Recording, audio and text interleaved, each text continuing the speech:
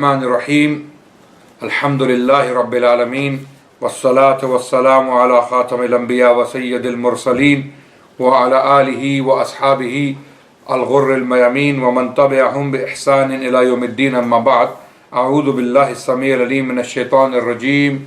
بسم الله الرحمن الرحيم. يا أيها الذين آمنوا أطيعوا الله وأطيعوا الرسول وأولي الأمر منكم فإن تنازعتم في شيء فردوه إلى الله ورسوله. وقال رسول الله صلى الله عليه وسلم: عليكم بسنتي وسنة الخلفاء الراشدين المهديين من بعدي. Respected brothers and sisters in Islam, I am very glad to be back at the masjid on Devonshire Road in Cambridge, and the masjid is called Masjid al-Ikhlas. And I'll quickly put on the mic on myself. Masjid al-Ikhlas has been doing these events specifically about the history of Islam and some of the people within our history, people who have made a difference throughout the Islamic history, people who are seldom talked about. And some of the lectures we have done in this masjid, Masjid al-Ikhlas in Devonshire Road, Cambridge, some of the topics or some of the personalities we discussed were people like Shah Waliullah Muhaddis ad-Dehlwi rahmatullah alayh, Tipu Sultan Shaheed rahmatullah alayh, Nawab Siddiq Hassan Khan rahmatullah alayh, and others like Sultan Salahuddin Ayyubi rahmatullah alayh. Today we will be talking about, if not more important, an equally important personality within the history of Indian Islam. We have talked about Shah Waliullah Muhaddis ad-Dehlwi rahmatullah alayh, that the role he played in reviving Islam in India was absolutely paramount. He played a very, very vital role to revive the call of al-Islam in India. We discussed in his biography that India was going through turmoil, political chaos. The Mughals were facing a sharp decline, and by the mid-18th century, 1750s, the foundations of the Mughal Empire were shaken to the core. And this is the time when Shah Waliullah Muhaddis ad-Dehlwi rahmatullah alayh is writing in Delhi, the capital of Muslim India. By the 1750s, a number of regional powers and foreign powers had arisen, and they started to compete for power, for land, for influence, for wealth in India. So from the ashes of the Mughal Empire rose powers like the British, the Marathas, the Sikhs, the Jats, and the French as well. So many people were competing, many powers were competing, and this caused a very, very sharp decline. Not only politically, even morally the Muslims suffered. With political decline came financial decline, and with financial decline came faqr, poverty, lack of provisions, and with that came lack of moral training. So the Muslims, they started to lose their moral values, unfortunately, and the teachers and the schools had declined with very few exceptions.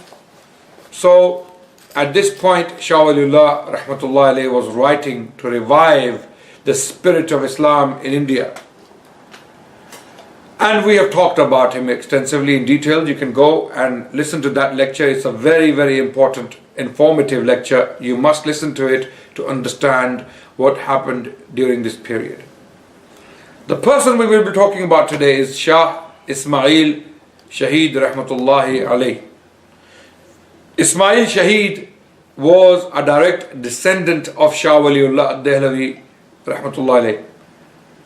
So Shah Waliullah had 4 sons.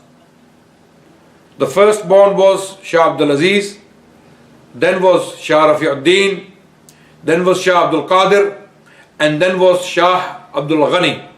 These were the 4 sons Shah Waliullah rahmatullah alayh had,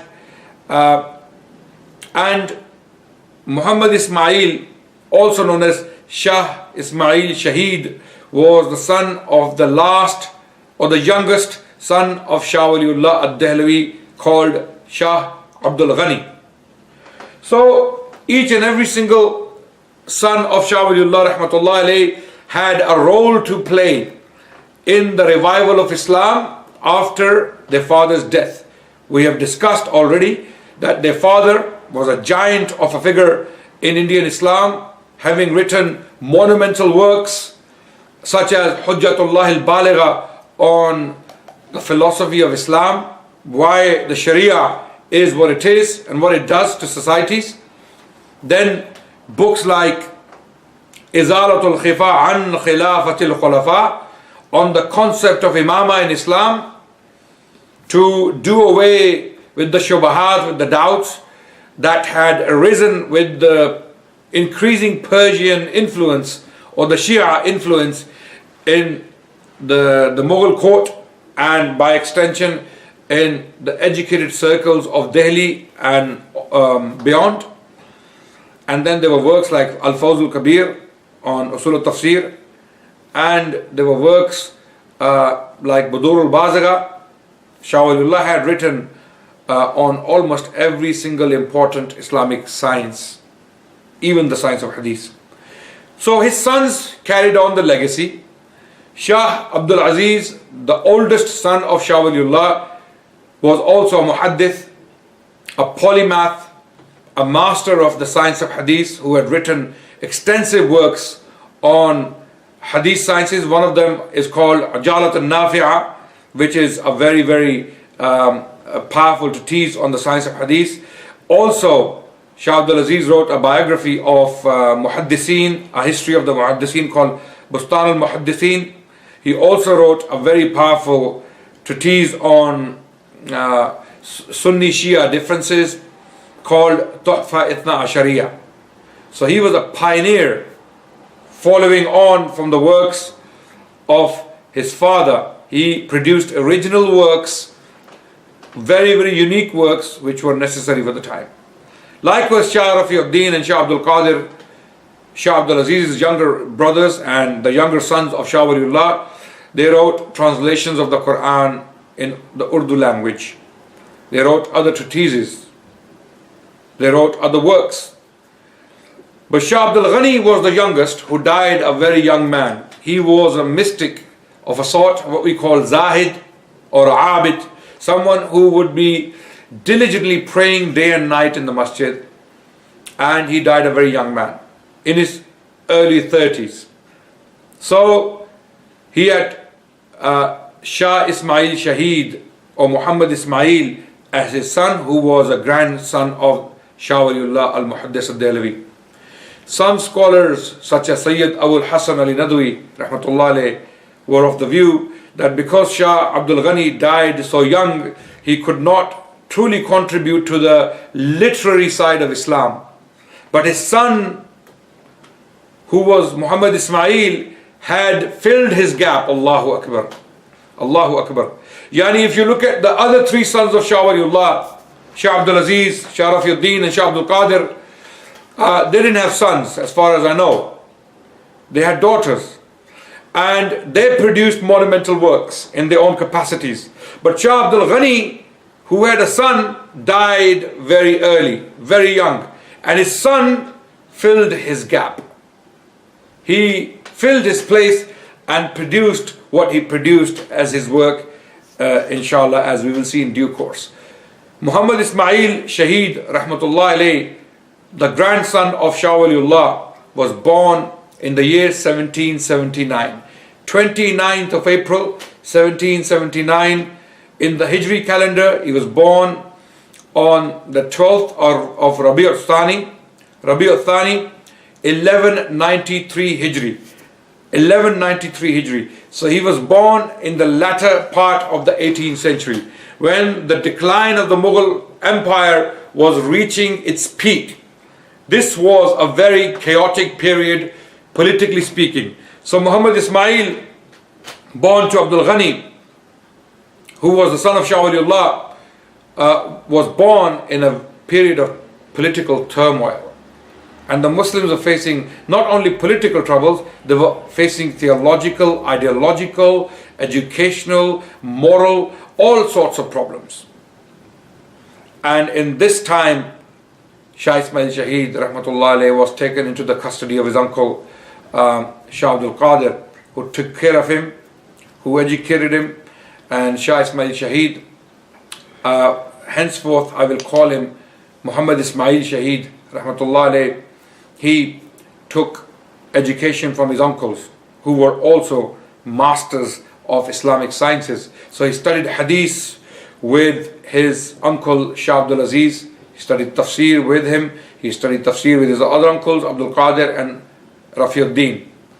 And this took him to the heights of learning, because these were the best teachers in India.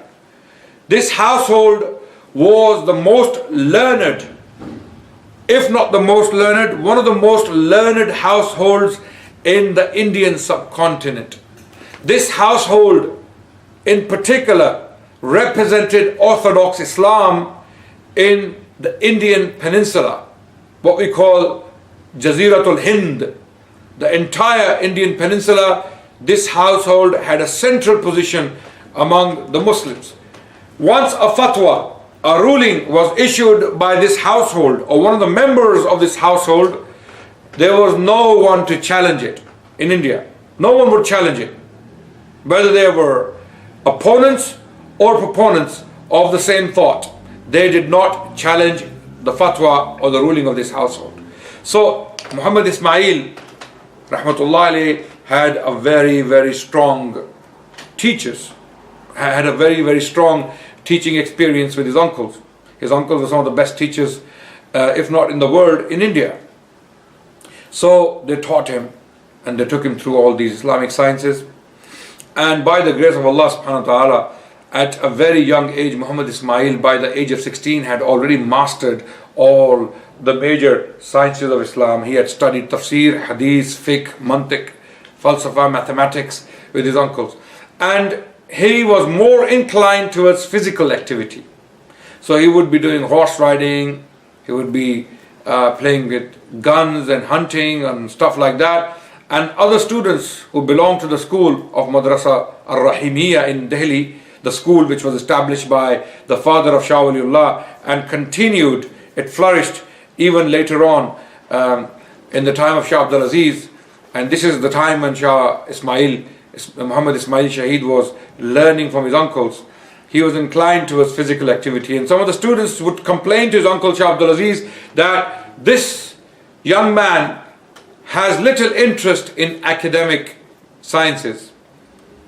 So Shah Abdul Aziz one day rebuked him in the classroom that as to why you don't pay attention to your books.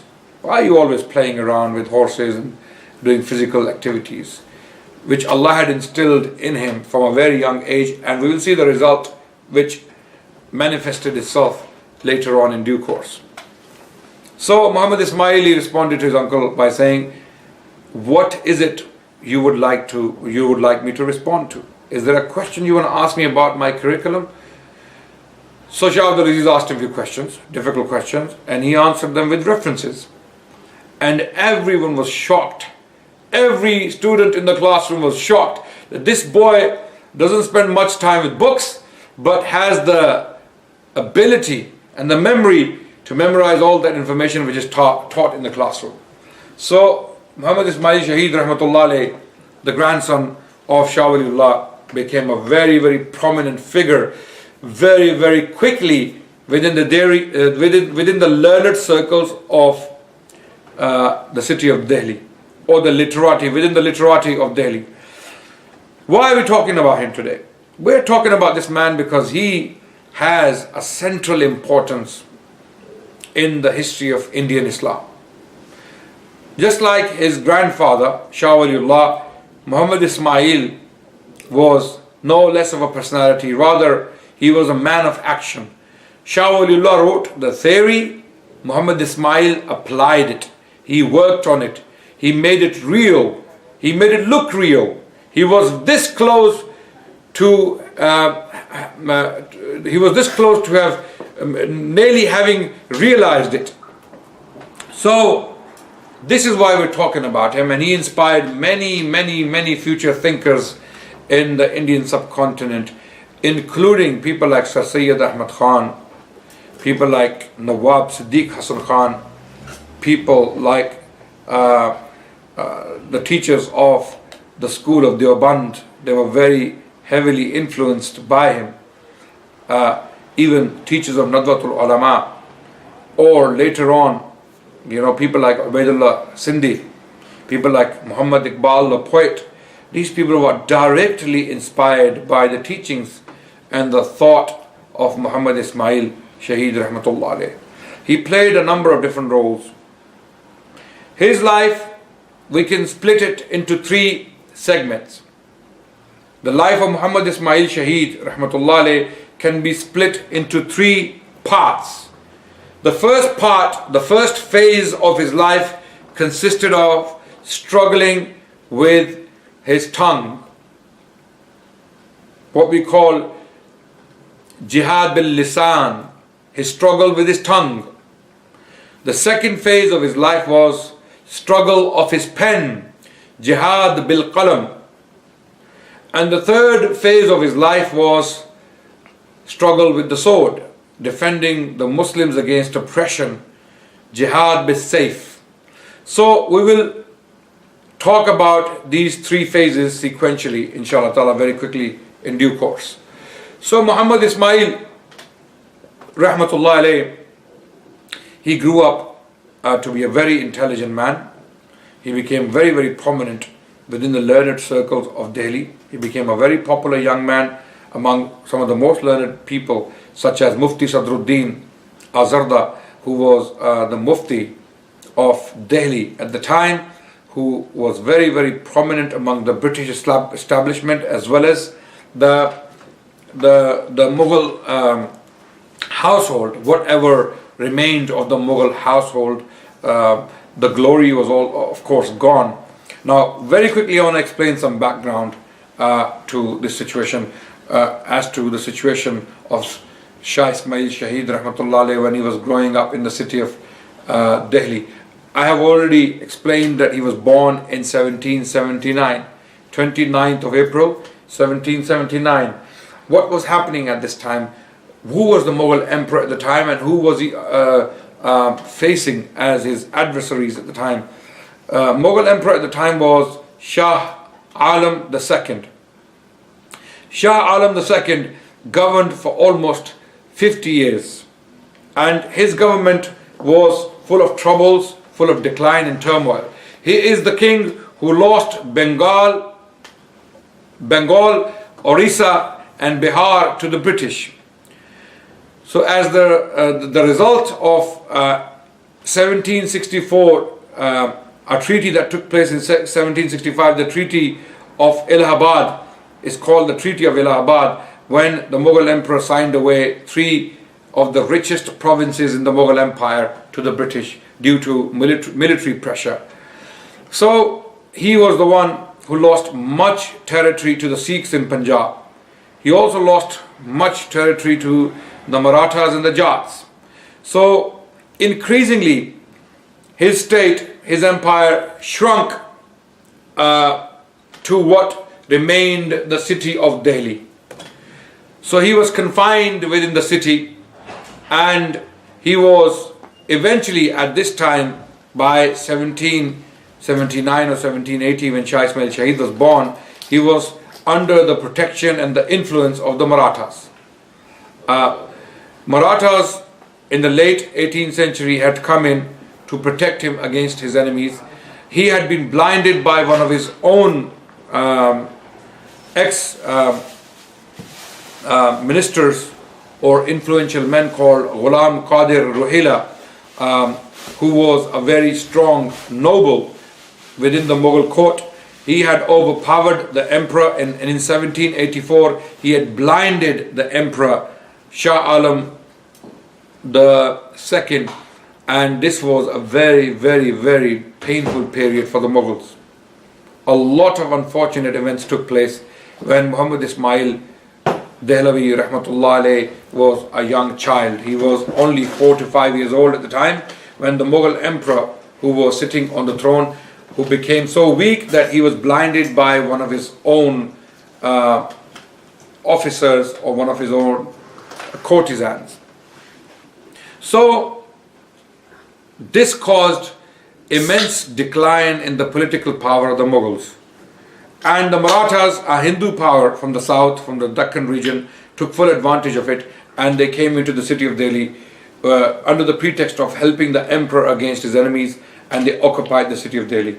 And they started to brutalize the Muslims and the inhabitants of the city of Delhi. This continued for nearly 20 years, this situation. And Muhammad Isma'eel was still growing up as a young man, and his education under his uncles continued at this time when the Marathas were occupying the city of Delhi. Then in 1803, the British defeated the Marathas successfully and occupied Delhi. So they took the city of Delhi from the Marathas. The Marathas were defeated conclusively, and the city of Delhi was occupied by the British. This is the first time the British had taken the city of Delhi in the entire history of India. 1803 was the year when the Mughal emperor, already blinded, was very old, and he would die 3 years later in 1806. So when the British took the city of Delhi, they told everyone to remain as they were, and they could practice their religions, and British were a far better choice than the Hindu Marathas. There is no doubt historically that the Muslims and the other inhabitants of the city of Delhi preferred the British rule over the Maratha rule, because the Marathas were very, very oppressive. They were very, very tyrannical and cruel, in particular to Muslims.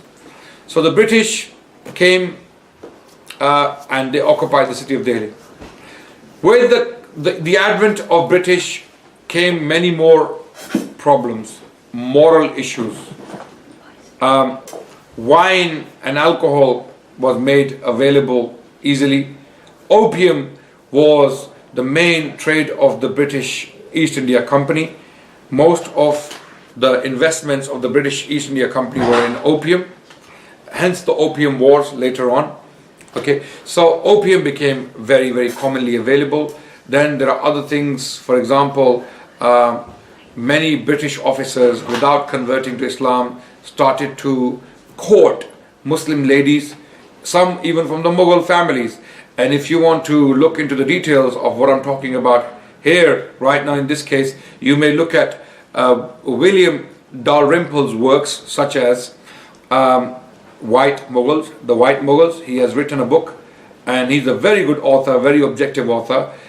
His history writing style is very, very impressive. He's a brilliant author. I recommend strongly his books, such as The White Mughals and The Last Mughal. These are two books I recommend strongly, and these two books explain the history of India at this time in the late 18th century and early 19th century, or the first part of the 19th century, the first half of the 19th century rather. So he describes a lot of these social matters or social issues that were happening at that time.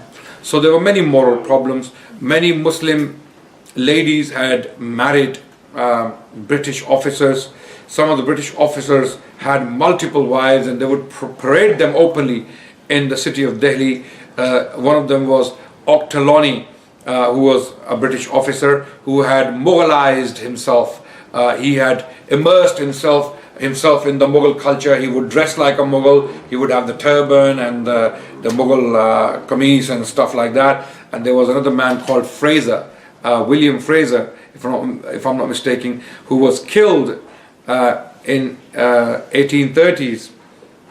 And unfortunately, he was killed because he took part in a dispute between the sons of a Nawab. Nawab was a prince, a Mughal prince, who had left estates behind, and his sons had a dispute, and he intervened, and he sided with the younger sons against the older son, and then his name was Shamsuddin, Nawab Shamsuddin. he conspired to kill Fraser, and this was a big thing in the city of Delhi in the 1830s, which is later after the death of Shah Isma'eel Shaheed. But I'm explaining the situation, what was happening in Delhi at that time. So Fraser was killed by the conspiracy of this man called Nawab Shamsuddin, who was the father of a very, very famous Urdu poet known as Dehlwi. Dehlwi is considered to be the last poet of the old school Urdu poetry from Delhi. He is considered to be the last of the old school Mughal poets of the city of Delhi. So a lot of problems are happening in the city of Delhi. Apart from the moral issues, a lot of prostitution started to happen. Basically it became a lot more common at this point, at this time, because of the Mughal decline. When the center declined, the moral condition of the people also declined. And with all of this moral corruption came the corruption of beliefs, the corruption of ideologies, the corruption of Islam itself. Islam was mixed with false ideologies at this time. People started to do things in the name of Islam, in Delhi in particular and in India in general at this point. So a strong revival or a strong voice was necessary to make a difference. At this point, what was happening? People were doing all kind of strange things in the name of Islam. They were sacrificing goats for some old saints, for example. They had a tradition called Fatima ki Sehna. In this tradition, they would simply cook food, some desserts, and eat them on a specific day in the name of Fatima, the daughter of Rasulullah sallallahu alaihi wasallam. They started to go to the graves and started doing things Hindus would do in temples. Some of them were worshipping the graves, literally worshipping. When I say worshipping, this is not an exaggeration. They were doing rituals Hindus would do in temples. They would put cloths on graves. They would sing and dance. There would be Qawwali. Qawwali is a very Indian style of singing poetry with musical instruments, and it comes from the Arabic word qawl or qal. When you qawwal is someone who is singing poetry, basically, right? So the tradition is still very much alive, very, very popular in the Indian subcontinent among the Muslims. Unfortunately, it was made very popular during the Middle Ages, when some of the Sufi thinkers during the Delhi Sultanate period in the 13th century and even before that, they used this methodology to attract Hindus to Islam. This was music, because music is in the DNA of the Indian people. It is part of the Hindu religion. Music is bread and butter for the Indian people. Those of you who know what Bollywood is, you know exactly what I'm talking about. Subhanallah. Right? So music is not something new to India. It is part of the Indian religion. And to attract the Indian people, some of the Sufis, with good intentions, decided to use musical instruments with moral Islamic poetry to attract the Hindus. And it worked. A lot of people came close to these Sufi saints. They would spend a lot of time in these Sufi shrines. So the temple was replaced by the Sufi shrine.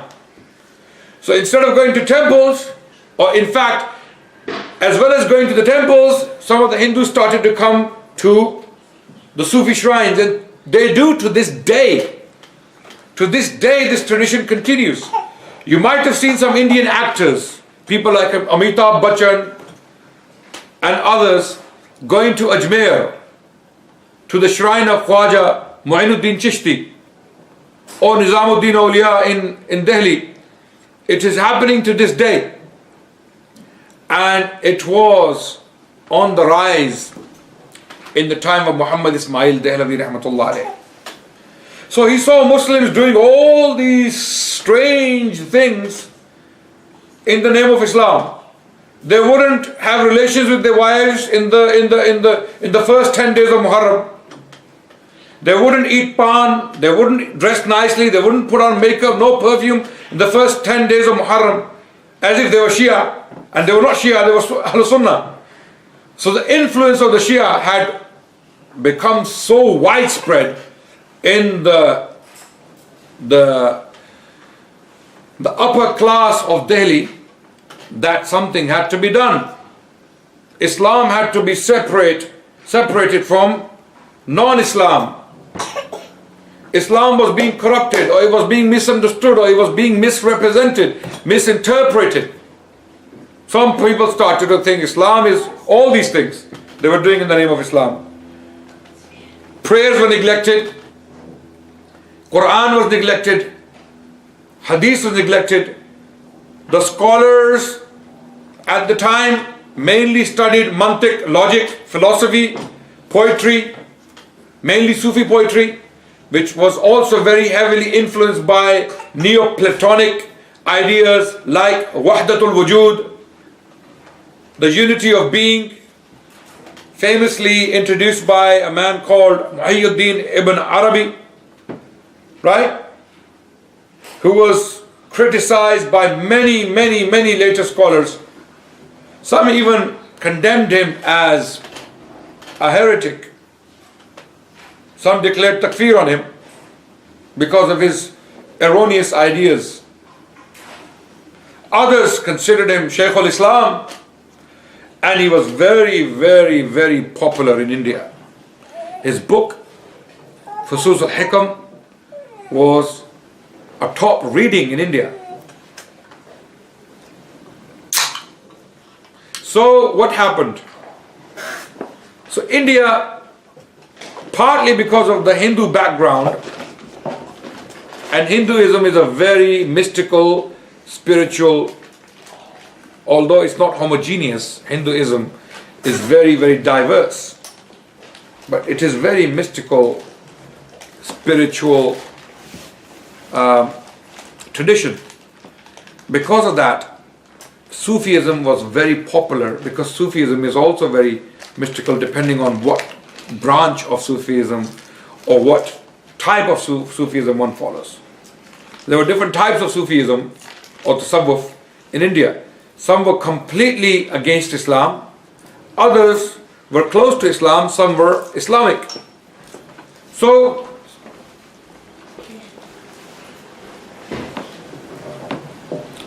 all of this had reached its peak when Muhammad Isma'eel rahmatullah alayh ad-Dehlwi was a young man in Delhi.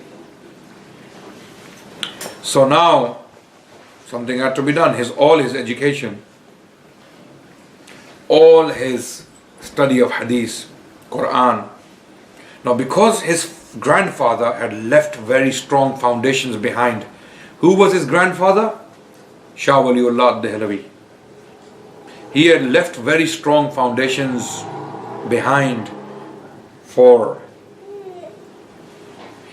his sons and his grandchildren and the students who were in thousands upon thousands.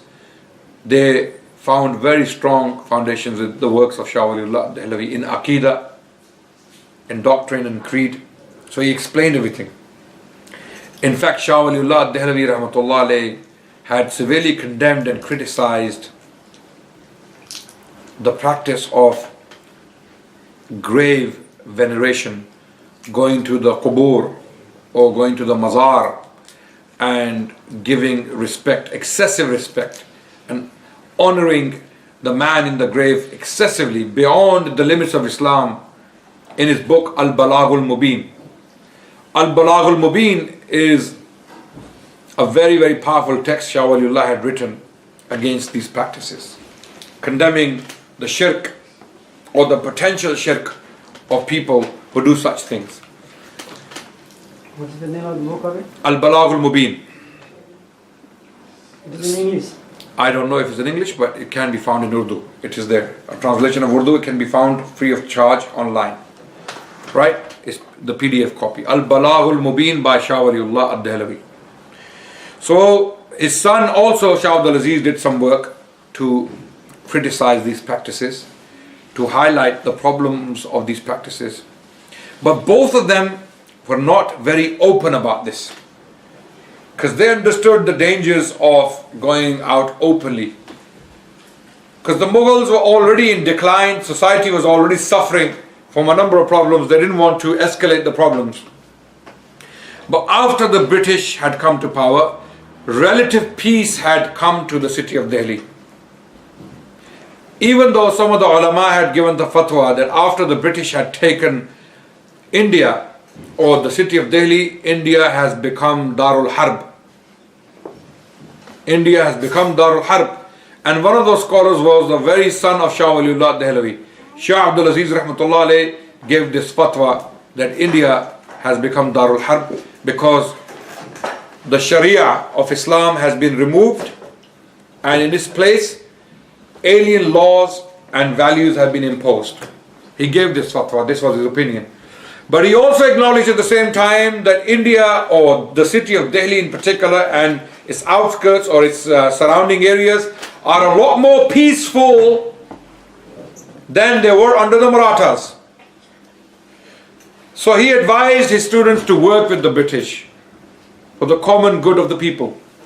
You can join the service as long as you're not oppressing someone, as long as you're not taking part in any haram, any explicit haram. You're not working in a wine factory. You're not working in the opium trade.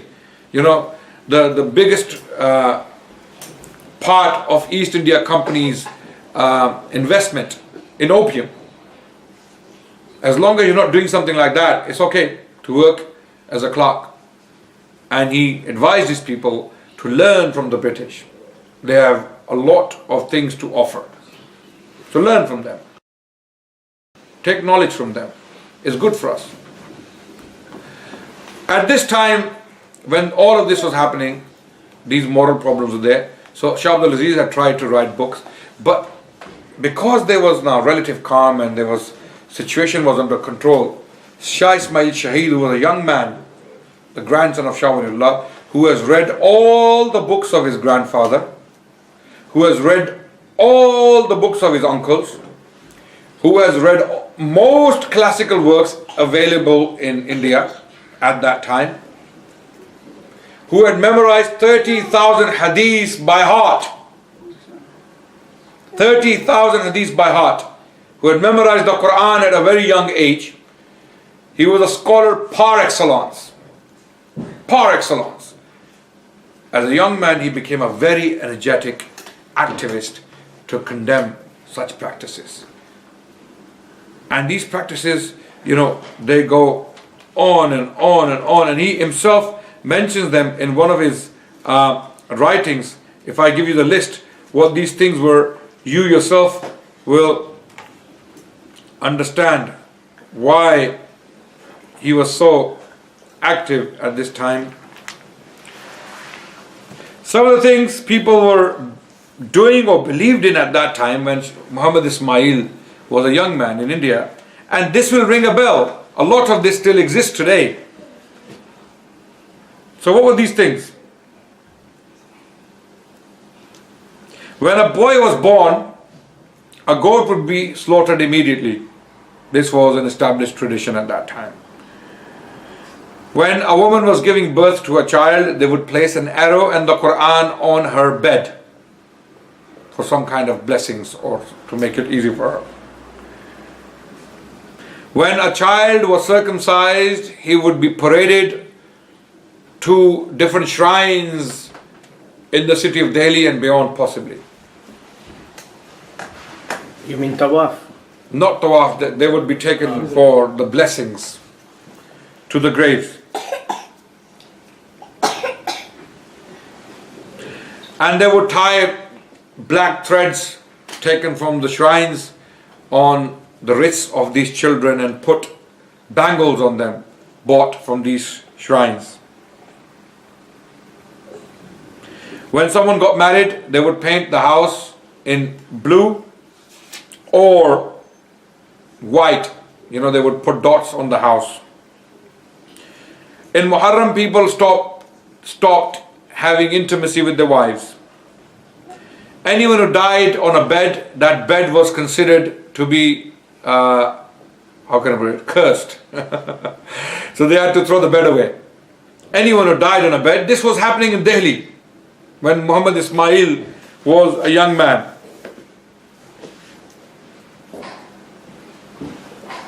So when they would bury someone in a grave, they would put stones there. When they would read the Quran, Qul Huwallahu Ahad, on the stones, and sometimes they would bury the shajara, you know, nasab. You know nasab? The family tree. If someone was Sayyid, they would bury the family tree that he comes from the Prophet's family. Yani, this will save him. This will save him in his grave, basically, because he belongs to the family of the Prophet Sallallahu Alaihi Wasallam. They considered the day of Wednesday and Saturday days of misfortune. So they would take part in Hindu celebrations like Diwali and Holi. Muslims in Delhi would be doing that. Not only Muslims, the king himself, the Mughal king, would celebrate these days in the palace with his concubines and the entourage of the palace. And many more things can be mentioned. A lot more. With the things Muslims are doing otherwise. So Muhammad Isma'eel, what was the solution now? So he decided that he will now take on these problems directly, head on. He will raise his voice. Something his grandfather didn't do, his uncles didn't do. They did it in their writings in a subtle way. They wrote against these practices. But this man wanted to go one step further. He wanted to stand in the Jamia Masjid of Delhi. You know, Jamia Masjid of Delhi is the biggest mosque in Delhi, the Mughal mosque made by Shah Jahan. So, on one day, Jummatul Wada, the last Jummah of Ramadan, he stood up and he delivered a speech. This speech is documented by Mirza Dehlwi, another author later on who wrote a biography of Shah Isma'eel, Shaheed Rahmatullah alayh.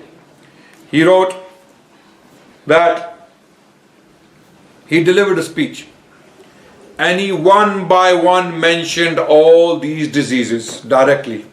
That you people who consider yourselves Muslims, you have Iman in Allah and His Messenger, and this is what Islam is. Then he explained what Islam is.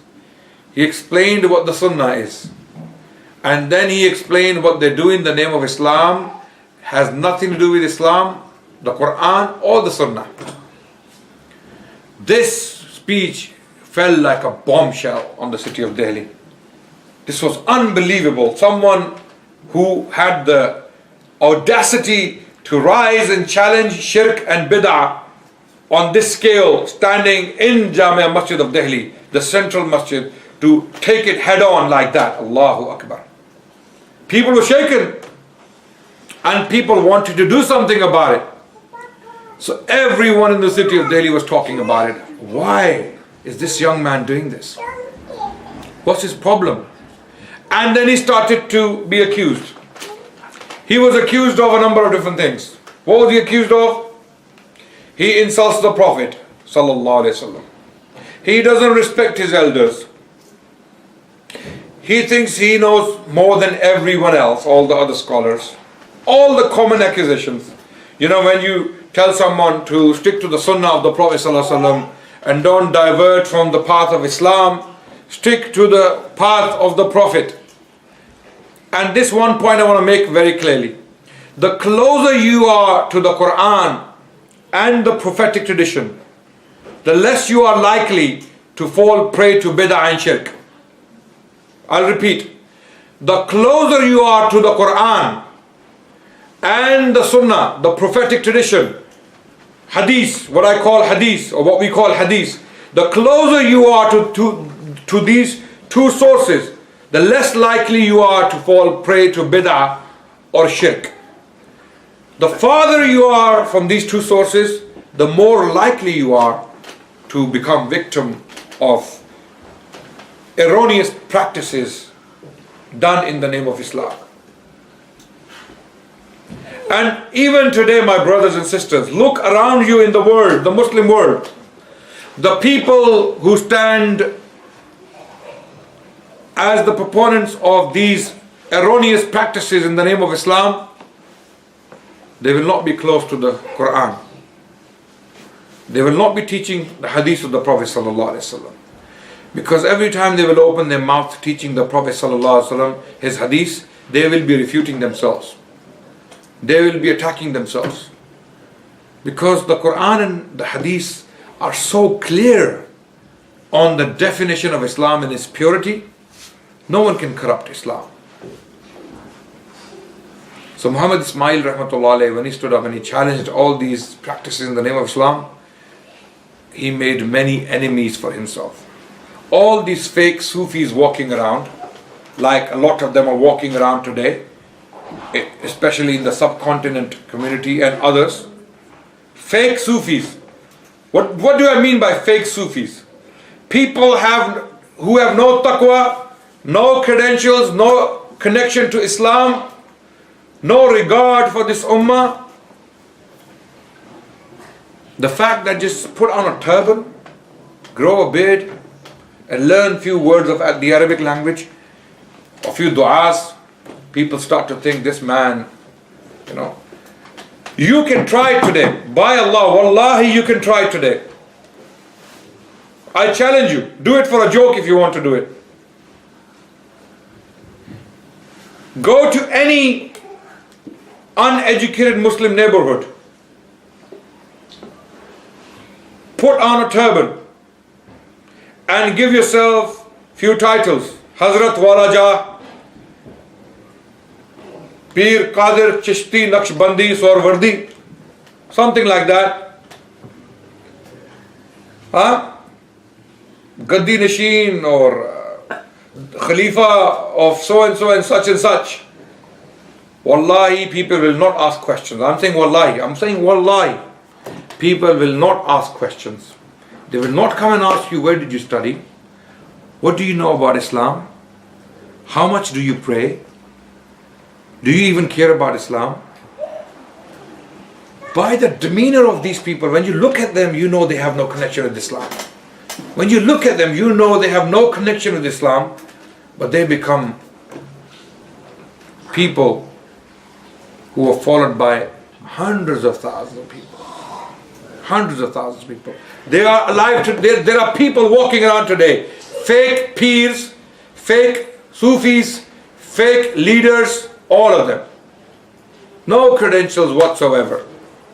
No qualifications. No connection to Islam. Money, money, money. Some of them are being driven around in Bentleys and big Mercedes cars and being flown around the world in the first class, business class section of the plane. Some of them are being flown around in private jets. How? Are these people the followers of Muhammad sallallahu alaihi wasallam? Are they like those Sufis in the past? They have no connection with those Sufis in the past. Actually, some of them are very, very strong muwahidun. They did not compromise on the principles of Islam. So the money they make in the name of those peoples is haram for them, because those people had no...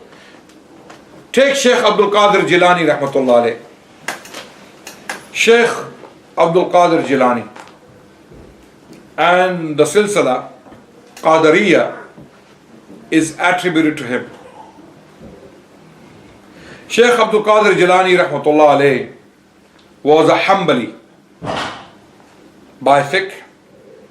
He wrote a book on the Hanbali fiqh called Ghuniyatul Talibin, which most people who do all kind of erroneous things in his name haven't read. They haven't read this book. If Shaykh Abdul Qadir Jilani rahmatullah alayhi was alive today and he walked in the masjid of these people who celebrate feasts in his name, If he prayed with them, they would kick him out. They would throw him out. They would label him Wahhabi. Why? How did he pray? In fact, Shaykh Abdul Qadir Jilani rahmatullah alayh, he states in his book, Ghunyat al-Talibin, in this very book, he states that the biggest sign of the Ahlul Bid'ah, the biggest sign of the people of innovation, the people of Bid'ah is what? They bad mouth the people of Hadith. Allahu Akbar. They bad mouth. So who do you think they're going to bad mouth? What is the zid of Bid'ah? What is the opposite of Bid'ah? Sunnah. Sunnah. What is the opposite of Sunnah? Bid'ah. So people of Bid'ah will talk against the people of the Sunnah, and the people of Sunnah will criticize the people of Bid'ah. What he said, the Shaykh, was it's common sense. That the biggest sign of the people of Bid'ah is that they will badmouth, they will talk bad of the people of Hadith. Ashabul Athar, Ashabul Hadith. And I have a makhtuta, a manuscript of Ghunyat al-Talibin, centuries old. In case people think it's been, interpolated recently. Some Wahhabis have put these sentences in the text of Ghunyat al-Talibin. No. I have a manuscript, centuries old, of Ghunyat al-Talibin. It's a book of Shaykh Abdul Qadir Jilani. So, I think it's translated in English. It is in Urdu and English. Yeah, 5 volumes in English. And when you read his method of salah, most people who follow him do not pray like him. I will repeat. Most people who follow Shaykh Abdul Qadir Jilani rahmatullah alayh do not pray like him. They do not pray like him. Don't believe me? Go and see how he prayed. He placed his hands on the chest. He did Rafal Yadain before Ruku and after Ruku. He believed in the Ameen bil Jahar. These are, fiqhi opinions. These one can differ on these issues. But imagine if someone did that in the masjid of those people who do things in his name. They would throw him out. So these are some of the things we have to think about. So Muhammad Isma'eel rahmatullah alayhi, he became very, very agitated about these things, and he did this speech. This speech dropped. It fell like a big bombshell on the city of Delhi, and people started to conspire against him. And cut the long story short, what they did was, and when he did this speech, people started to spread rumors about him, false rumors, as I mentioned earlier, accusations, false accusations that he doesn't respect the Prophet sallallahu alaihi wasallam. He doesn't respect his elders. He is challenging all the norms. Like the Qurayshis came to the Prophet sallallahu alaihi wasallam. What did they say? You think you are better than your ancestors? You are more clever? You are more learned and wise than your ancestors? You are wiser? These are the same argument, same logic. You are disrespecting your elders? You're calling them mushrikeen? Allahu Akbar. Same thing. So he became very firm in his stance, and then he started to gain support. People who had been blessed by Allah subhanahu wa ta'ala to be guided, they came and they started to listen to his lectures, his talks, and they grew in numbers because he was speaking the haqq. He was speaking the truth, that all these things you are doing in the name of Islam. So people started to tell of him, backbite him to the king as well, king of Delhi at the time, or even though the king was a puppet king. The British held the real power, and the king was a vessel reduced to being literally a puppet king. He had no power. He could not decide his foreign policy, or he could not. His rule only remained within the walls of the fortress, Red Fort in the city of Delhi. So people complained to the king.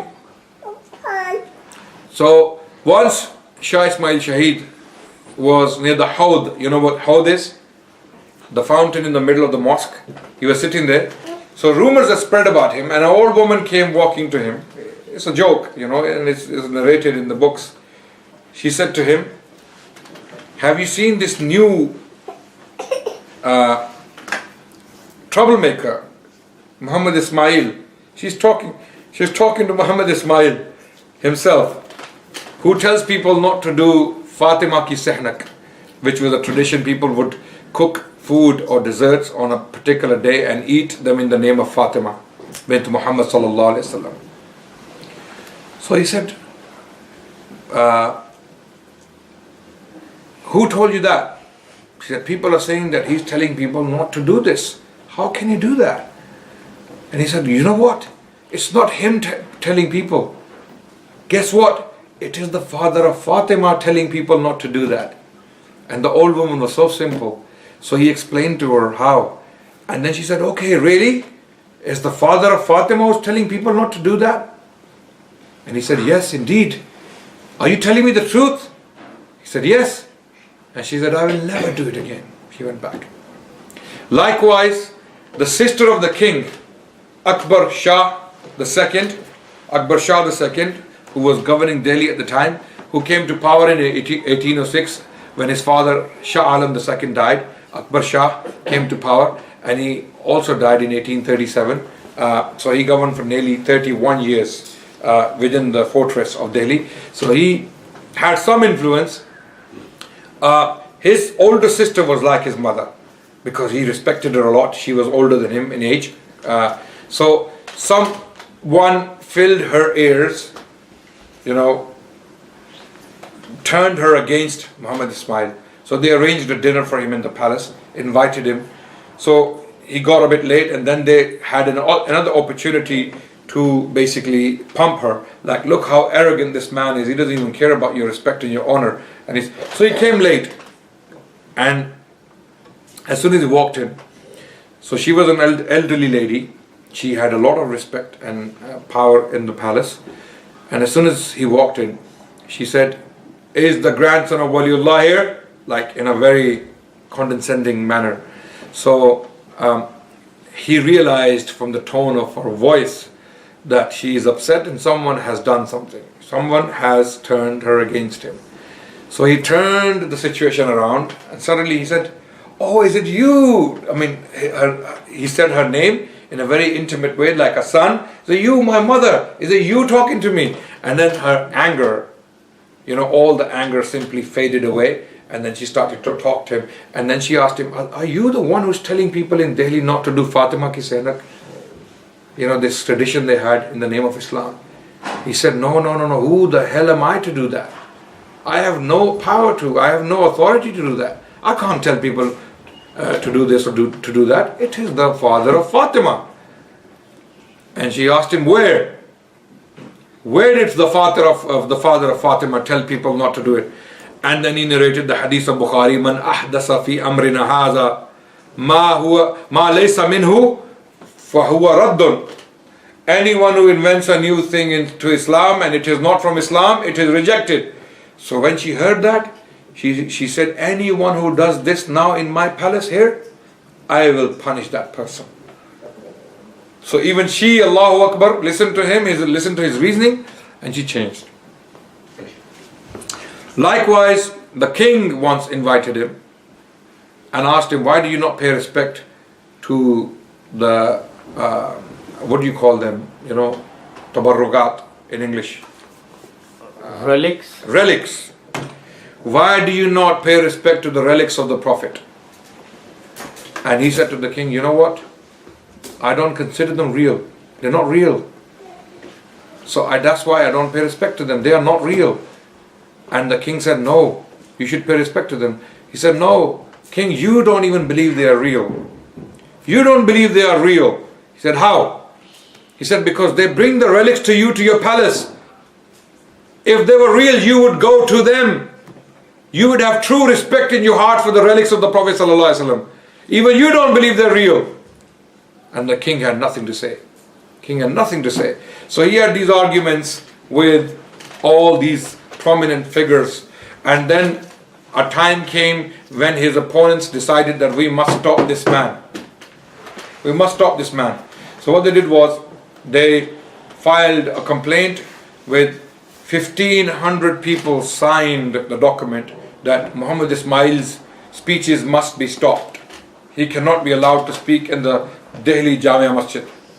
So they went to the British resident, the main man in Delhi, and there was a Muslim scholar working in the office of the resident who was an opponent of Muhammad Isma'eel al-Dehlwi rahmatullah alayh. His name was Fazl-e-Haq Khairabadi. Fazl-e-Haq Khairabadi was the arch enemy of Muhammad Isma'eel Shaheed rahmatullah alayh in the city of Delhi. And he was behind much trouble he was facing. So he put the petition in front of the resident with the reasons as to why he should be stopped, because if he doesn't stop, then there will be riots in the city of Delhi because of his speeches. He is causing a lot of trouble. So the resident signed the decree that he cannot give lectures anymore. He cannot be allowed to do so. And for 40 days, Muhammad Isma'eel Dehlwi rahmatullah alayh stayed in his house, not giving lectures. And then he wrote another letter back to the resident giving reasons as to why he must be allowed to give lectures and what will happen if he does not give lectures. If he is not allowed to give lectures, what will happen in the city of Delhi? So the resident was a fair man. When he read the petition of Muhammad Isma'eel Dehlwi, he wanted to allow him to go back to his lectures, to start delivering lectures. So he wrote the decree and gave it to his opponent Fazl-e-Haq Khairabadi, and he did not deliver the petition. He put it in his pocket. So some days later, Muhammad Isma'eel didn't receive a response. He came back to the resident. The resident received him with utmost respect and dignity and honor, took him inside, and Muhammad Isma'eel said, "What happened? You didn't respond?" He said, "No, I responded 6 days ago." So I didn't receive it. So he invited the guy, Fazl-e-Haq Khairabadi, to come, and then they realized he's the one who held it back. So the resident punished him by suspending him for 3 months, sent him away, and Muhammad Isma'eel Dehlwi rahmatullah alayh was reinstated in his position. He started to give lectures. While all of this was happening, there are some stories I want to share very quickly, and very shortly, very inspiring stories of the effect Allah had put in his, in his speeches, in his words. Once he was standing on the doorstep of Madrasa Rahimiyya in Delhi, and he saw some young women without hijab, done up, they look like they're going for a party somewhere. And he asked his companions as to who these women are. And he was told that these are working women. In other words, they are women who, basically, they work in brothels, basically. So he said, "Are these Muslims?" They said, "Yes, they are Muslim women." He said, "Then if they are Muslims, they are sisters. They are our sisters. So we should do something about it." So he said, "I will go to their places and preach there." So his companions, they said, "No, Sheikh, you cannot go there. You are the grandson of Shah Waliullah. What will people say? That you're going to a place like this to preach to these people?" He said, "No, I don't care about people. These are my sisters. And what will happen to them on the day of judgment?" Allahu Akbar. So what he did was, he impersonated, he pretended to be a beggar, and he went to this neighborhood and he knocked the door, and some ladies came inside, from inside, and they saw this scruffy looking man. He said, I have something to share. I want to do some, a show for you. Can you allow me?" And they said, "Yeah, come in." And he went in, and they all surrounded him. And when the senior ladies came, they had seen him. They had seen him and they recognized him straight away. And as soon as they realized this is Muhammad Isma'eel, the grandson of Waliullah, Allahu Akbar, even these women, even those women, they had so much respect for him, they quickly covered themselves and they came and stood in front of him. And they were like really, really shocked that he's here. And he said, "I want your attention and some of your time." He sat them down. And he started to talk to them about how fragile, how temporary this life is. This dunya is nothing. Whatever you earn from this dunya will last very little. This life is very short, it's temporary. All your pleasures, all the money you earn from this haram work is not going to benefit you here. And then he started to talk about Jahannam and the punishment of sins and the sin of zina. And he told them about this, that the amount of people you will take with you to Jahannam. Okay, fine, you will be standing in front of Allah subhanahu wa ta'ala on the day of judgment as a single person. But then there will be thousands of other men who will be standing there with you. You will be answering for them. What are you going to do then? Women. And then he started to read the verses of the Quran. And then he started to tell them about the mercy of Allah subhanahu wa ta'ala. Having told them about the temporary nature of life, then he told them about the punishment of the day of judgment, and then he told them about tawbah. That if you repent, Allah will forgive your sins. Even though you have sinned so excessively, Allah is merciful, He will forgive you. Turn to Allah subhanahu wa ta'ala, turn around. And they were crying their eyes out.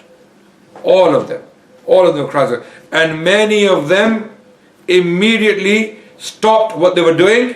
They made tawbah, the senior ladies as well as the young ladies, and those who were able to get married. He encouraged people from the city of Delhi to marry them, give them an honorable life. And when people heard that Muhammad Isma'eel is in this neighborhood, the entire city of Delhi, Allahu Akbar, they came and they surrounded him. Everyone is now listening. What's going on, man? This is now crazy. This man is preaching here. And Allahu Akbar, through his preaching, hundreds of those women, they changed. They came back to sanity. They came back to normality. Just like that, on one day he was preaching on the steps of Jamia Masjid of Delhi, and what do you call in Urdu, Khwaja Sarah, or how can we say in English? Hermaphrodite. Yes, someone like that. Someone who is actually a man but dressed like a woman, right? So this person came and he started listening to him. First he was joking around with him, but then he paid his attention to him and he explained why he cannot dress like that. Allah has made him a man and he's dressed like a woman. And he was wearing bangles and all. So he became so affected by it that he broke his bangles there and then. And he had henna in his hands like a woman. He started to remove the henna and his hands started to bleed. This is the kind of athar, this is the kind of effect he had on people, Subhanallah, Allahu Akbar, because of his sincerity. So Allah subhanahu wa ta'ala gave him a lot of sincerity and strength in Iman. So these are some of the things he did as a speaker. What did he do as a writer? Now the second phase of his life was writing. The first phase was his struggle with his tongue when he spoke against batil. Okay. Second phase was when he wrote a book called Taqwiyatul Iman. Taqwiyatul Iman shook the foundations of the subcontinent. Again, this book was written by him in the early 19th century, and it caused many people to basically oppose him. They started to write books against him, and many people started to complain about him. What was wrong with Taqwiyatul Iman? Taqwiyatul Iman was a book he had written on the concept of Tawheed. The concept of Tawheed, and in this book he had put down all the reasons as to why the Indian Muslims must change their ways. Why they have to stop doing what they're doing. All the kufr and shirk and bid'ah has to stop. And Fazl Haq Khair Abadi wrote a refutation of his book, Taqwiyatul Iman, and that refutation was brought to him while he was on his way to Masjid, Shah Isma'eel Shaheed, and he took it. After Salah he sat down and he wrote a refutation of his own work within few minutes or few hours. Within few hours he had written it, and that's why that text, which was later on published, and it was called Yak Rozi, that means one day. a book that was written in one day. So he wrote the entire book sitting in the masjid between Asr and Maghrib. He wrote it in one day. Allahu Akbar. A refutation. He wrote other works on the issues of bid'ah, issues of shirk. One of the books he wrote was called Raddul Ashraq. Even Nawab Siddiq Hasan Khan rahmatullah alayh later on wrote some extension of it. Even his father, Nawab Siddiq Hasan Khan's father, Aulad Hassan, had written a hashia, or like a commentary on this book. So his books were very, very influential. And the most influential and the most famous has been Taqwiyatul Iman, which is like the book Kitab al-Tawheed of Sheikh Muhammad bin Abdul Wahhab. It is considered the Kitab al-Tawheed of India. And it changed a lot of people, thousands of people. Some people said that close to quarter of a million people changed by this book. Within his life, while he was alive, 250,000 people had changed. Within his life, while he was alive. What happened afterwards, only Allah knows. Now coming to the final point, the final phase of his life. He had written other books. The names of his other works are also here, and we can look at them inshallah very quickly. What other books he had written. He was also a poet. There was a book called, he wrote Raddul Ashraq, he wrote Tazkirul Ikhwan, which was far bigger than Taqwiyatul Iman, but also on the issue of Tawheed and Shirk and Bid'ah, and how it is affecting Indian Muslims and is destroying them. Then Mansab-e-Imamat is another book he wrote in Persian, which was on the virtues or the qualities of an Imam. Then he wrote Risala Dar Ilm Mantiq, also treatise, a text he wrote on logic in Persian. He also wrote a book titled Tanvirul Ainain Fi Ithbat Raf al-Yadain in Arabic. This book he wrote on the issue of Raf al-Yadain, which is a highly contentious issue. This is one of the reasons why he was actually so opposed by the Hanafi scholars at that time. Not all Hanafi scholars. In fact, one of the best associates he had, one of the closest associates he had was Abdul Hayy. Maulana Abdul Hayy was Hanafi. So they had very strong love between them. Those who had knowledge, those who understood him, those who knew the caliber he had, they did not condemn him. But those who were just biased and prejudiced, they just didn't like him. So they wrote books against him to condemn him. So he wrote this book. Another book he wrote was called Idaul Haq. Al-Abaqat was also another book he wrote on Tasawwuf. Jacques Rosi, I have already mentioned, was a refutation of his Taqwiyatul Iman. Usul al-Fiqh he wrote in Arabic language. Haqiqat al-Tasawwuf was written in Persian. And Al-Arba'in fi Ahwal al-Mahdiyin. This book was written on the concept of Mahdi, which is very, very rare now. There's a copy of this particular book in Oxford University. Otherwise, this book is completely lost. It's not available. This is the only copy. And he was also a poet. He wrote a Masnavi in the praise of Allah subhanahu wa ta'ala called Masnavi Silk-e-Noor. So next phase of his life was struggle with the sword. The Usul al-Fiqh Risala, Hafiz Dehlwi has done a Sharah of Arabic. Inshallah, it's going to be published soon, inshallah. Inshallah. Usul al-Fiqh. Yeah, Hafiz Dehlwi has done Arabic. Okay. Sharah of it. Basically, his writings had done the same job his speeches did. He had gained many enemies. In particular, Taqwiyatul Iman was like Taqwiyatul Iman was like Kitab al-Tawheed. In Taqwiyatul Iman, when he wrote the book Taqwiyatul Iman, he knew it's going to cause a storm. He knew it's going to cause him many enemies. So when he had written this book, he had put it in front of a number of scholars from Delhi. He wrote the book and he invited scholars and learned men from Delhi, and he explained to them that I have written this book, and if this book goes out, then it will cause a lot of problems.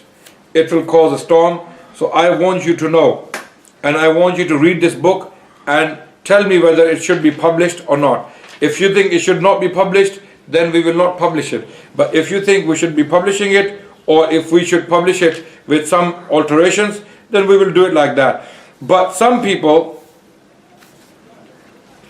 and who are these people? The people I want to mention, the people who were invited to this particular meeting. There were people like Maulana Abdul Hayy. Then there were people like Shah Ishaq, Muhaddis al-Dehlwi. Then there were people like Maulana Muhammad Yaqub. Then there were people like Sheikh Fariduddin Muradabadi.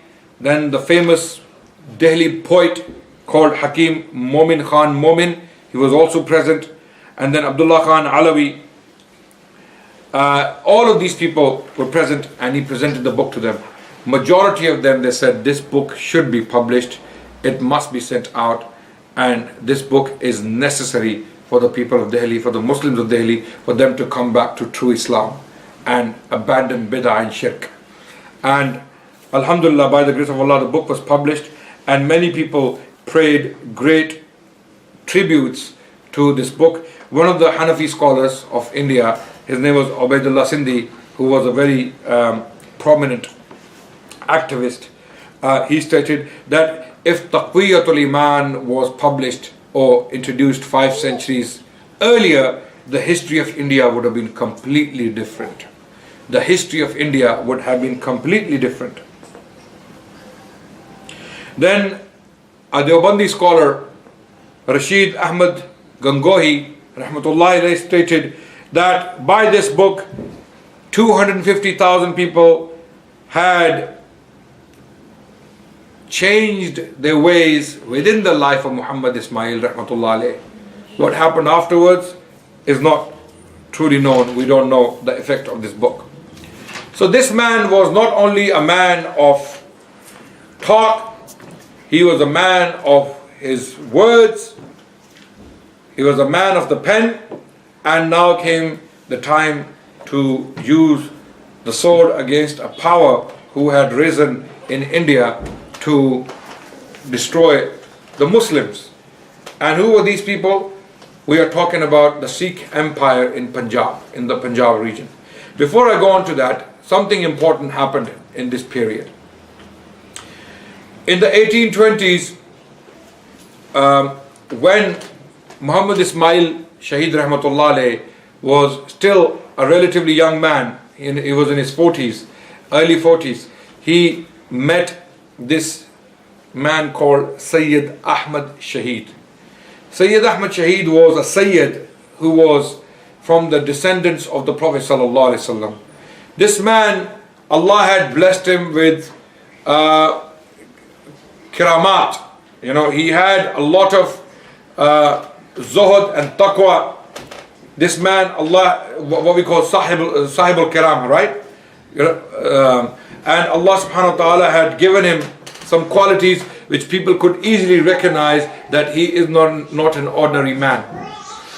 And he had a lot of followers, and he was known for his sincerity, and he truly felt for the Muslims of India at the time. So what happened at the time?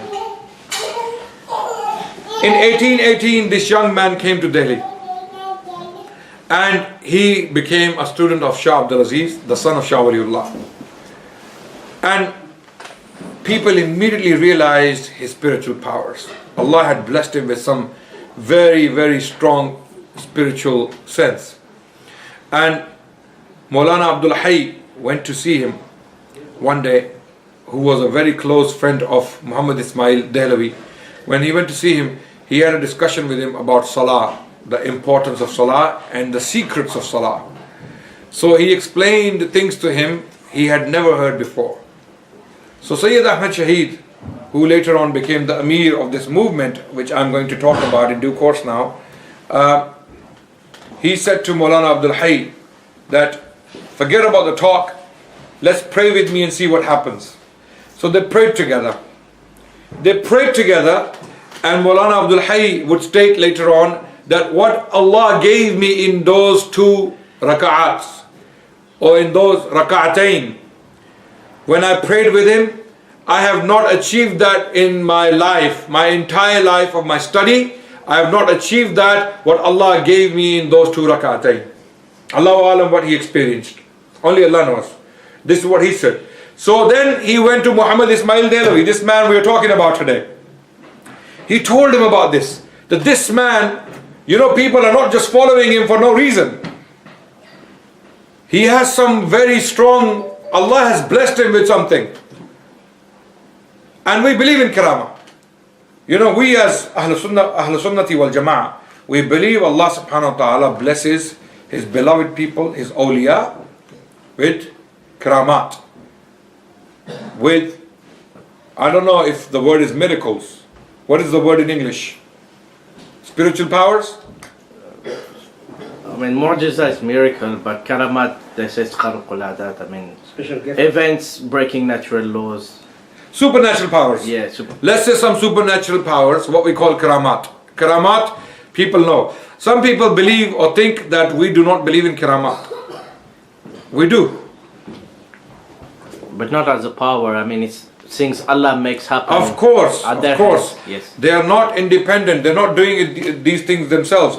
So, Sayyid Ahmad Shaheed rahmatullah alayh, who was the leader of this group, he became the Amir of this group, and Shah Isma'eel Shaheed or Muhammad Isma'eel Dehlwi became one of his followers.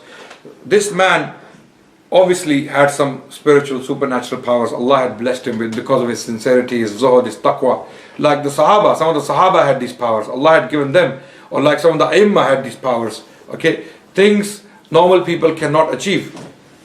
So through his worship, through his taqwa, through his dedication to Allah and His Messenger, Allah had blessed him with these things. So Maulana Abdul Hayy, or Shaykh Abdul Hayy, went to Muhammad Isma'eel al-Dehlwi rahmatullah alayhi and told him about this. Muhammad Isma'eel was not really into these spiritual things, or not really into these, because he was already very sick of the Sufis. Because in his view, a lot of the Sufis, not all of them, a lot of the Sufis had corrupted Islam. They had brought in things which were not part of Islam. So he thought maybe this is another miracle man or something. Okay? But then he went to meet him and spoke to him. And Sayyid Ahmad, he said the same thing to him. Forget about talking. Inshallah, tonight we pray to Allah subhanahu wa ta'ala together. They prayed. And immediately in the morning, Muhammad Isma'eel rahmatullah alayhi was so impressed that he gave his bay'ah. His bay'ah to this man, his pledge of allegiance to this man called Sayyid Ahmad Shaheed al-Barelvi. Al-Barelvi is a reference to his origin, his place of origin. There's a city called Bareilly. Okay, nowadays there's a sect called Al-Barelawiyya. Okay, Barelvi, there's a sect. We're not talking about the sect. We're talking about the city called Bareilly. Sayyid Ahmad Shaheed came from the city of Bareilly. That's why he's also known as Sayyid Ahmad Shaheed al-Barelwi. Not because he followed that sect. The sect didn't exist at the time. The sect only came about after the birth of another man called Ahmad Rida Khan Barelvi, who initiated the sect, who died, who was born years after the death of Sayyid Ahmad Shaheed. So, after realizing his strength, his power, the spiritual gift Allah had bestowed upon him, they gave him bay'ah. And at this time, Sayyid Ahmad Shaheed, he built a movement around him of da'wah, wal irshad. Go out and guide people, tell them about Islam, tell them about pure Islam, teach them about the Quran and the Sunnah. So the fact that people like Muhammad Isma'eel Dehlwi, scholars like him and scholars like Abdul Hayy had given bay'ah to him, that was a huge boost to the profile of Sayyid Ahmad Shaheed rahmatullah alayh. People started to consider him someone very, very special. If people like Muhammad Isma'eel and Abdul Hayy, top students, the best known students of Abdul Aziz al-Dehlwi, al-Muhaddis al-Dehlwi, have given bay'ah to this man, then this man is not an ordinary man. So thousands of people flocked around him. At the same time, when they were going around giving speeches and da'wah to people, coming back to Allah's, coming back to the sunnah of the Prophet ﷺ and go away from bid'ah and shirk, they went to the city of Lucknow and they did their bayans there. At the same time, some scholars in India gave a fatwa that Hajj is no longer obligatory upon Muslims because of the difficulty of the Hajj, because when they would go for Hajj, people would get killed. The Bedouins on the way, they would attack them. They would get robbed and killed, and all kind of things would happen to people, the Indian Muslims, because Indian Muslims were known for their richness. They were rich, they had a lot of money, and the Bedouins in the Arabian desert knew that these caravans from India, they are loaded. Okay, so they attacked them and they took the money from them. This happened a number of times, too many times. So some ulama gave this fatwa that Hajj is no longer obligatory because it is now a matter of life and death. So now Sayyid Ahmad Shaheed, he asked Sheikh Abdul Hayy and Sheikh Muhammad Isma'eel al-Dehlwi rahmatullahi alayhima to give a fatwa, a counter fatwa. Now Sayyid Ahmad Shaheed, who was the leader of both of these individuals, was not a scholar himself. He was a learned man but not a scholar. These were the people who were muftis, scholars. So he asked them to give a fatwa, and they both gave a fatwa that this fatwa is batil. Hajj can never be erased, just like salah, zakat can never be erased from our obligations. Hajj is no different. It cannot be erased despite all the difficulties. So we have to go for Hajj, and to prove this fatwa wrong, we will go for Hajj. Allahu Akbar. He announced that we will practically, these people were not a bunch of, talkers. They were doers.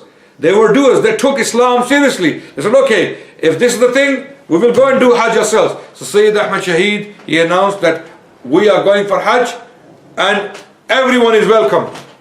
Allahu Akbar. So when he announced this, they started to bring people in. And all of this was happening in 1822. 1822. So they started making the journey for Hajj overland within India, going towards Calcutta, to the coast, right, where they could take the ship for Hajj. And initially there were 400 people. By the time they reached Calcutta, it was 800 people. So they hired 11 ships actually, 11 ships, and each ship was given a name and each ship had an Amir. Overall Amir was Sayyid Ahmad Shaheed. And they boarded the ships, they went for Hajj. 10 months later, they got to Makkah, they did the Hajj in Makkah. A lot of scholars came and they met them. Muhammad Isma'eel Shaheed rahmatullah alayh gave durus in Masjid al-Haram on Hujjatullah al-Baligha, the book of his grandfather, which was little known at the time in Arabia, but when these lectures were given by Muhammad Isma'eel al-Dehlwi in Masjid al-Haram, a lot of the scholars got to know this text and they became very impressed and the text became known. Maulana Abdul Hayy, Sheikh Abdul Hayy was giving durus on Mishkat al-Masabih in Masjid al-Haram, and Sayyid Ahmad Shaheed was supervising all of this. And then they went to Medina. When they went to Medina, at this time the Ottomans were ruling the Arabian Peninsula. They had taken it back from the Wahhabis, who they called the Wahhabis. The Wahhabis had been defeated.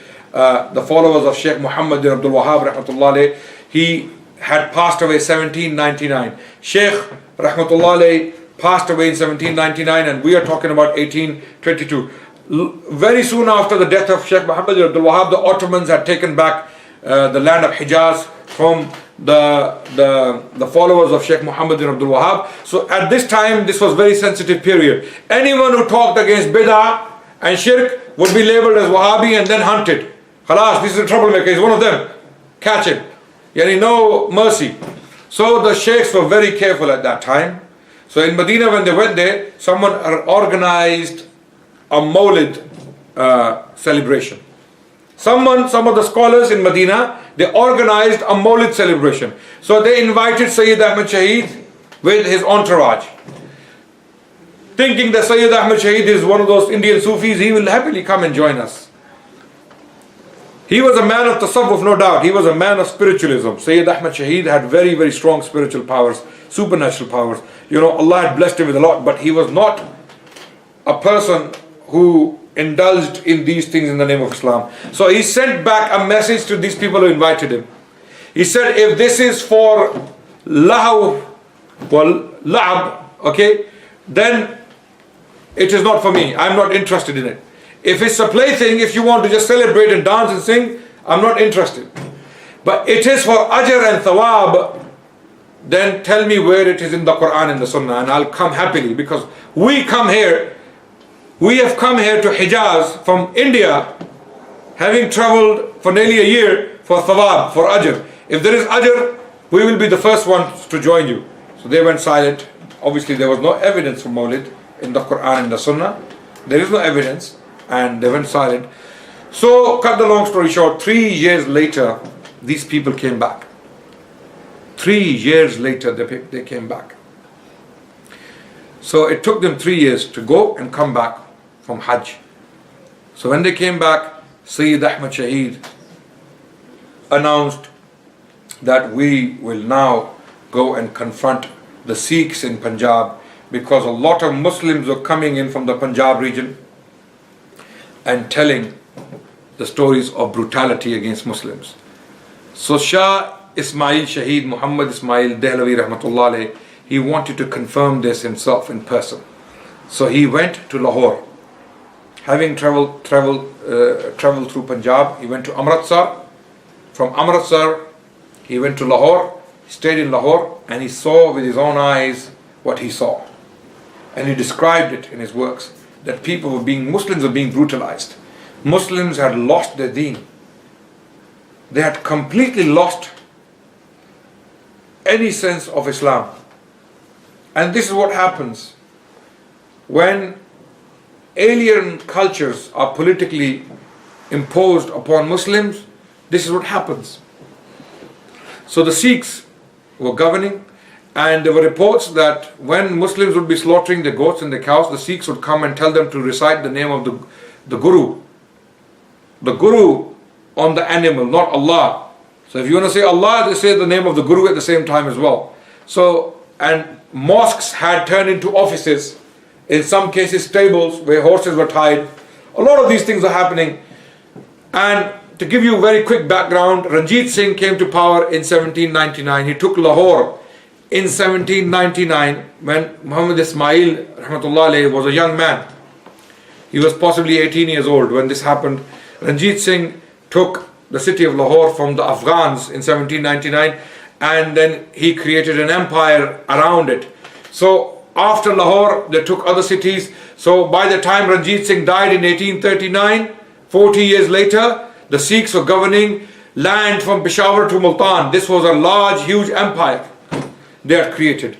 And the British did not attack them, did not want to touch them as long as Ranjit Singh was alive, who was a strong leader, no doubt. He had strong policies. So in this period, a lot of this happening. So Sayyid Ahmad Shaheed and Shah Isma'eel Shaheed and others in the group decided that we should fight the Sikhs to liberate the Muslims from this tyranny. We should go and fight the Sikhs. So they cut the long story short, they went around, they preached about the virtues of jihad against a tyrannical power. A lot of people joined them in thousands, and in fact close to 1,000 people joined him, and then they made their way towards Afghanistan. Instead of going straight to Punjab, they took a different route. First they went to Balochistan. From Balochistan they entered Afghanistan. They reached Kandahar. In Kandahar, many Pashtun tribal fighting men joined them, and then they came back and they took the city of Peshawar from the Sikhs. They took the city of Peshawar from the Sikhs, and the Sikhs were shocked. Ranjit Singh in Lahore on his throne was shaken, and suddenly this menace has appeared in Punjab. Where did these people come from suddenly? And they are very few, between 500 to 1,000 men. How did this happen? The Pathans couldn't fight us. They couldn't do it. How did these Indians from Delhi, who were known for their luxury, for their easy life, for their soft hands and soft lives, they were not like Pashtuns, tough, hard men, mountain men. No, these were city-dwelling citizens. You know, Delhi is known civilization of Delhi. People are very nazuk, what we call nazuk, yeah? What's the word? Sorry? Soft. Fragile. Fragile. Like glass. Very civilized, you know, very feminine type people.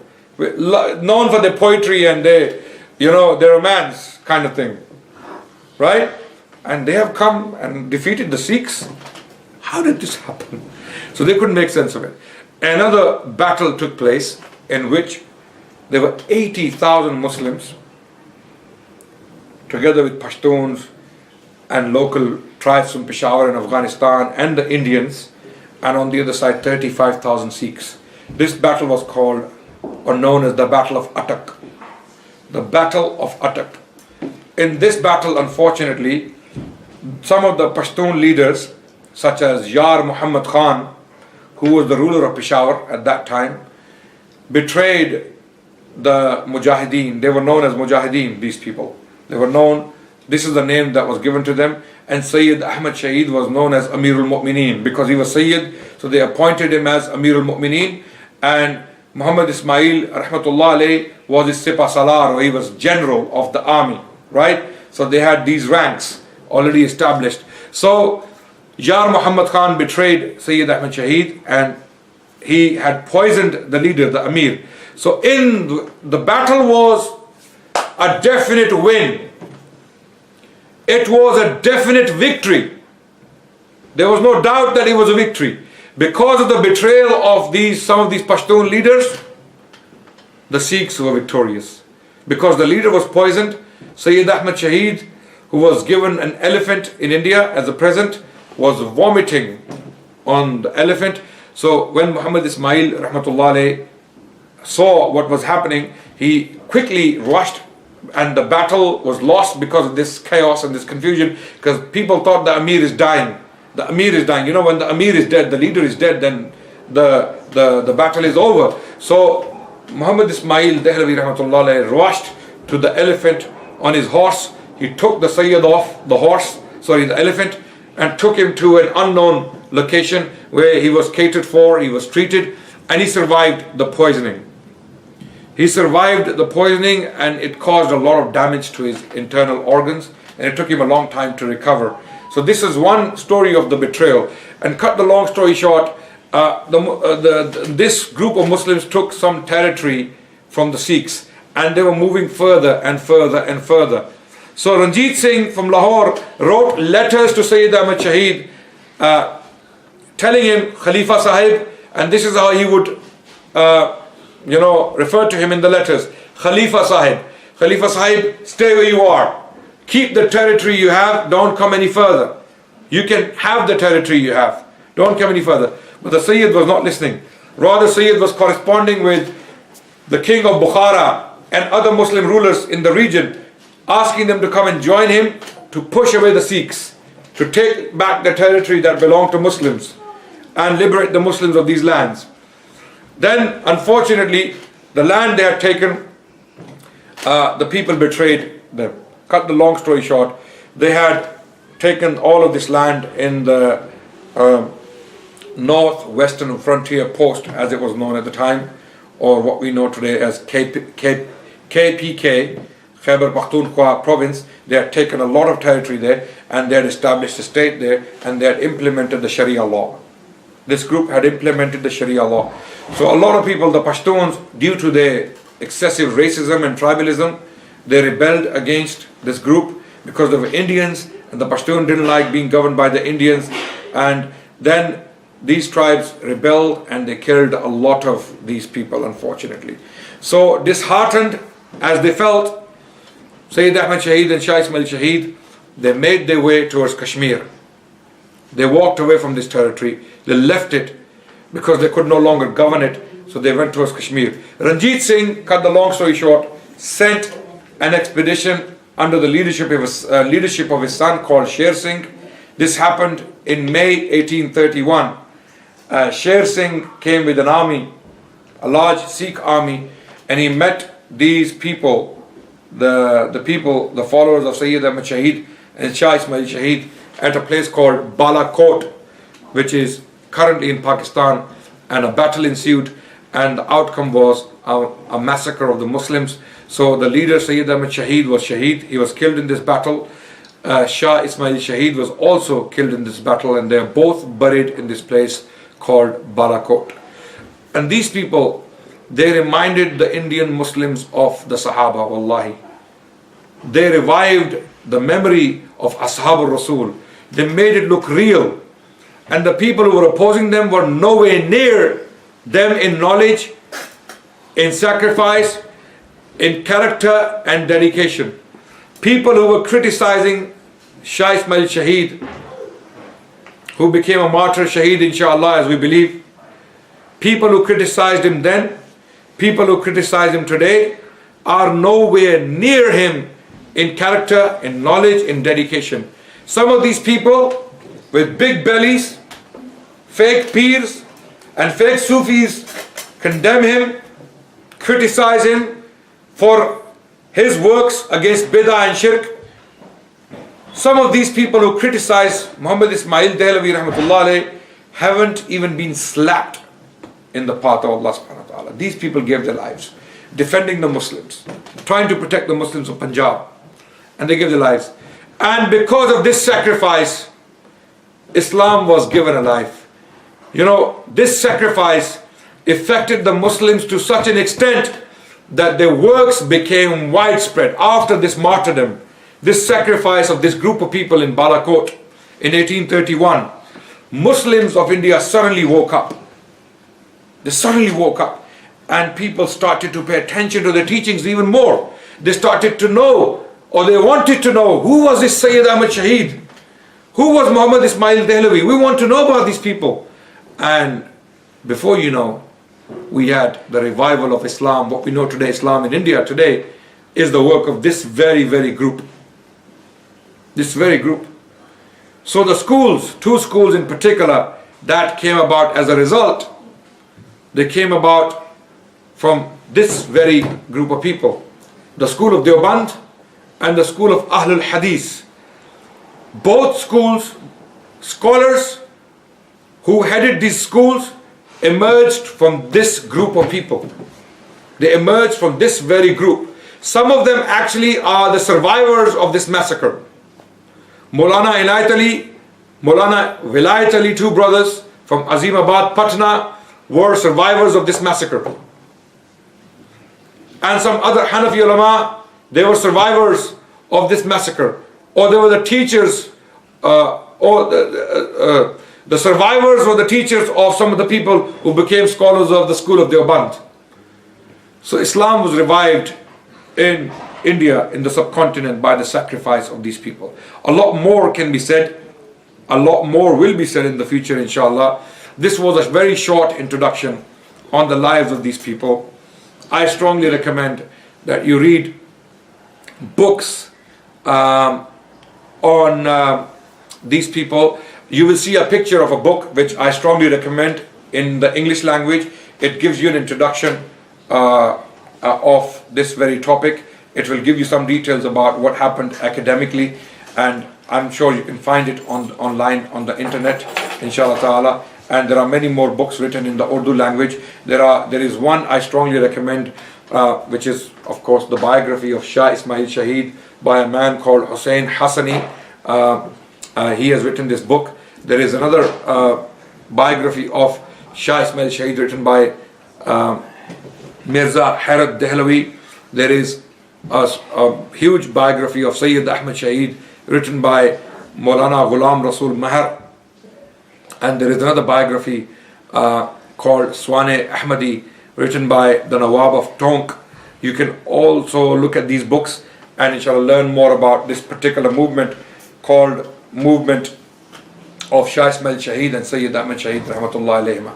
Thank you so much. Wassalamu alaikum wa rahmatullahi wa barakatuh. Walhamdulillahi rabbil alameen. Just two questions, Sheikh. Yes. I mean, first of all, because just to clarify the word power, because the Sufis, they used it like, you know, I mean, it is ambiguous word.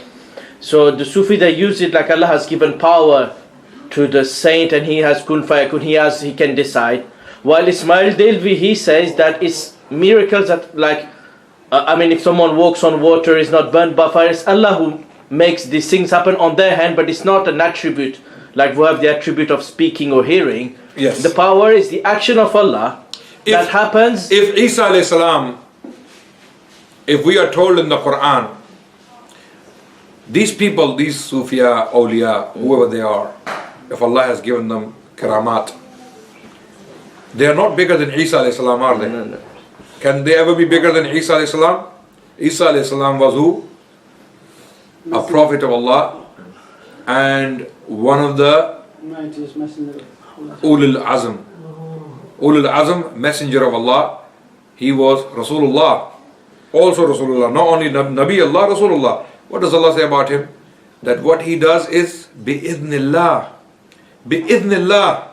By the permission of Allah. So Allah is telling us that even Isa alayhi salam is not doing things from himself. It is being done by the idhn of Allah subhanahu wa ta'ala. So it is Allah who gives these people these strengths and powers. And who are these people, by the way? And this is exactly what Muhammad Isma'eel al-Dehlwi rahmatullah alayhi talked about. In one of his speeches, which was documented by Mirza Hayat Dehlwi, he talks about as to who is a real faqir. You know, the word faqir was misunderstood in India at that time. Faqir is someone who looks like a faqir, someone who is walking around naked in the streets, or someone who is claiming to be a wali of Allah, but he's nothing but someone who is completely out of Islam. His Islam is in shak. He stated a real faqir is someone who completely relies on Allah, does not break the rules of Sharia, and is not involved in any wrongful activity. Someone who is completely Islamic. Someone who is following the rules of Sharia. Okay? And this is what the scholars have explained. That if someone claims to be a wali of Allah and he is doing things against the Sharia, he is not a wali of Allah, he's shaitan. He's a human shaitan. Beware of him. Okay? This is why there is a statement attributed to Junaid al-Baghdadi, rahmatullah alayh. Al-Junaid al-Baghdadi, he said, if someone puts a musalla, mu'allaq, you know, mu'allaq in the air. Someone puts a musalla in the air, not on the floor, in the air, and prays on it. And one of his actions is against the sunnah. Then beware of that person, because he is not a man of Allah, is someone else. He's something else. So these powers, these karamat are blessings of Allah to people who are beloved to Allah. And Allah can never love someone who is against the sunnah of the Prophet sallallahu alaihi wasallam. No, but just technically, I mean, what Ibn Taymiyyah and other scholars, they explain, even Ghazali, they said it's, I mean, though some call it power, they say it's things that Allah is doing it at their hands. Yes. Like Musa, he didn't have the power, like he has the power to speak. Yeah. That when the snake turned into a stick, he got scared. Yes. Likewise, they said these things happen on their hands. Yes.